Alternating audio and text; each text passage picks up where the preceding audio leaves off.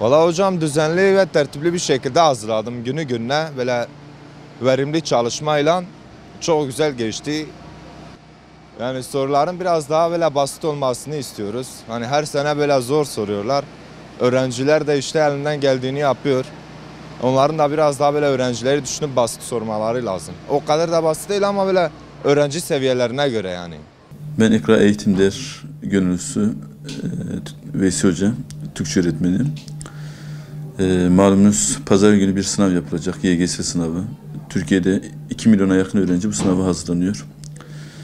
Aylarca öğrencilerimiz bu sınav için ter döktü, emek harcadı ve sonunda bu sınav gelip çattı. Tabii ki tüm öğrencilerim için büyük bir sınav bu. Çünkü kariyerlerini belirleyecek, geleceklerini belirleyecek bir sınav. Tüm öğrenci arkadaşlarıma öncelikle girecekleri sınav konusunda başarılar diliyorum. İnşallah emeklerinin karşılığını alırlar ve istedikleri bölümü hedeflerler. Tavsiye olarak da şunu söylemeliyiz. Öncelikle sınava zamanında gitmeliler. Zamanında sınav yerinde olmalılar. Çünkü geç gidildiği zaman büyük bir telaş var.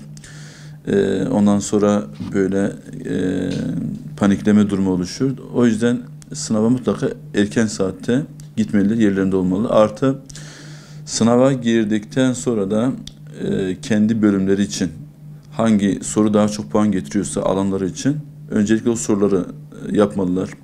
Sınav durumunda özellikle strese giren çok öğrenci kardeşlerimiz oluyor. Bu da onların sınavda kilitlenmelerine, soruları çözememelerine neden oluyor. Öncelikle şunu düşünmeleri lazım. Hayata daha büyük sınavlar var. Daha büyük sınavlara hazırlanıyorlar. O açıdan bu da hayatın büyük sınavları içerisinde bir sınav olduğunu düşünmeleri gerekiyor. O yüzden fazla streslenmeye, fazla heyecanlanmaya gerek olmadığını düşünüyorum. İnşallah zaten çalışmışlarsa, ter dökmüşlerse o soruları zaten yapacaklar, çözeceklerdir. O açıdan rahat olmaları lazım. Bir de şu var, sınavdaki soruları kodlamayı mutlaka sona bırakmamaları lazım. Çünkü sona bırakıldığı zaman kodlamada sıkıntı çekilir. O yüzden soruları yapıldığı zaman yapıldıktan hemen sonra optik kağıdına kodlamaları gerektiğini düşünüyorum. İnşallah emeklerini karşına alırlar. Zayi olmaz emekleri. Allah hepsine gönüllerinde hedefledikleri yeri versin diyorum. Hepsine tekrar başarılar diliyorum. Ben Hüseyin Çelebi, yarın yapılacak YGS sınavına gideceğiz inşallah. Yıl boyunca 6 ay boyunca çalıştık. Emeğimizin karşılığını bekliyoruz. Bakalım nasıl geçecek, işte ümidimiz var. Epey çalıştık. Emeğini bekliyoruz, karşılığını bekliyoruz.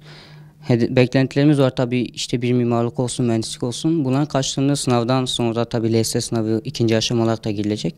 Bunlardan sonra tercihlerimizi yapıp üniversitemize gitmeyi bekliyoruz. Bu ilk sınav. Herkese başarılar diliyorum. Dua etmelerini bekliyorum halkımızdan. Teşekkür ederim. Mezun olmuşum. 2. senemdir hazırlanıyorum. Yani çalıştık Allah'a şükür. Yani bu dakikadan sonra da çalışmanın bir anlamı yok da dua ediyoruz. İnşallah hayırlı olur. Hem İslam alemine hem tüm Müslümanlara bir yardımımız olursa seviniriz yani. Yani beklentim inşallah yani Allah yolunda düzgün bir yer, yani İslam'a yardımcı olacak bir faydam olsun. Yani ben onu temenni ediyorum.